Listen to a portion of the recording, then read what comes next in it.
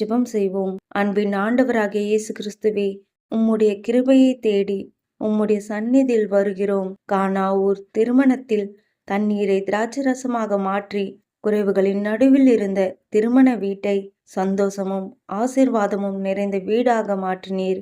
அதேபோல் ஆண்டவரே, எங்கள் வாழ்க்கையில் குறைவாக இருப்பவற்றை உம்முடைய கிருபையால் நிறைவாக மாற்றும்.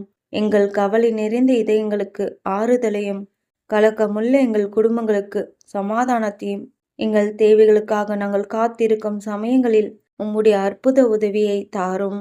ஏசப்பா, கானா ஊரில் செய்த அற்புதத்தை போல் எங்கள் வீடுகளிலும் குடும்பங்களிலும் உம்முடைய அற்புதத்தை இன்று வெளிப்படுத்தும்.